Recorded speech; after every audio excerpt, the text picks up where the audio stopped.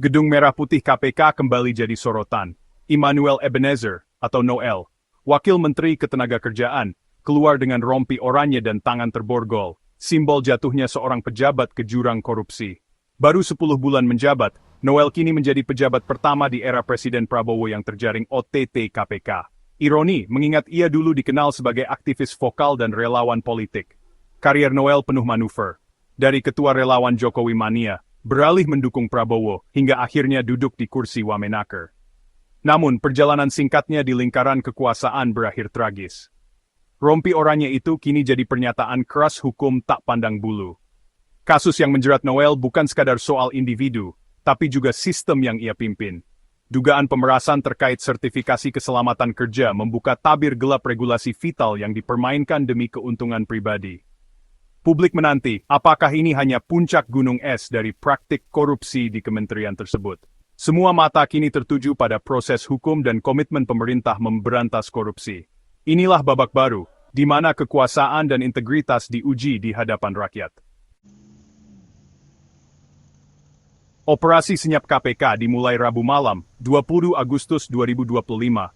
Tim penyidik bergerak cepat di Jakarta, mengamankan sejumlah orang, termasuk Noel. Penangkapan ini langsung mengguncang istana, jadi sinyal tegas bahwa KPK tak kompromi pada korupsi. Setelah pemeriksaan intensif, KPK menetapkan Noel sebagai tersangka pada 22 Agustus. Tuduhannya, pemerasan dalam pengurusan sertifikasi keselamatan dan kesehatan kerja. Noel diduga menekan pengusaha demi setoran uang. Bukti uang tunai, mobil, dan motor memperkuat dugaan korupsi sistematis. Praktik ini diduga sudah berjalan lama. Noel diduga menerima Rp3 miliar hanya 2 bulan setelah dilantik. Skema ini melibatkan pejabat di bawahnya. KPK menahan Noel selama 20 hari pertama di rutan KPK. Momen ia digiring ke mobil tahanan jadi simbol kejatuhan seorang pejabat. Penetapan tersangka ini membuka babak kelam dalam karier politik Noel dan jadi ujian integritas sistem hukum. Publik menanti, apakah penegakan hukum benar-benar berjalan tanpa pandang bulu? Kasus ini menyeret lebih dari 1 orang. KPK menetapkan 11 tersangka, dari pejabat eselon hingga staf pelaksana dan pihak swasta. Di antara mereka, Dirjen Binwasnaker Fahru Rozi dan Direktur Bina Kelembagaan Heri Susanto jadi sorotan. Jaringan ini melibatkan perantara dari PT Chem Indonesia, yang diduga jadi broker aliran dana haram. Skema ini merusak persaingan usaha dan menempatkan perusahaan jujur pada posisi dirugikan. Noel dijerat pasal pemerasan dan gratifikasi dengan ancaman hukuman berat hingga penjara seumur hidup. Ini pertaruhan besar bagi penegakan hukum di Indonesia. Sertifikasi K3, objek pemerasan, sejatinya adalah sistem perlindungan nyawa pekerja. Namun, korupsi membuatnya jadi komoditas. Proses sertifikasi yang seharusnya ketat berubah jadi ajang suap. Perusahaan yang tak layak bisa membeli sertifikat, sementara yang patuh justru dipersulit. Akibatnya, standar keselamatan jadi ilusi. Pekerja terancam bahaya di balik sertifikat palsu. Korupsi di sektor K3 berpotensi memicu kecelakaan kerja dan tragedi industri. Membongkar praktik ini bukan sekadar menegakkan hukum, tapi juga mengembalikan marwah sistem K3. Setiap pekerja berhak pulang selamat, bukan jadi korban keserakahan pejabat. Inilah urgensi membersihkan birokrasi dari korupsi.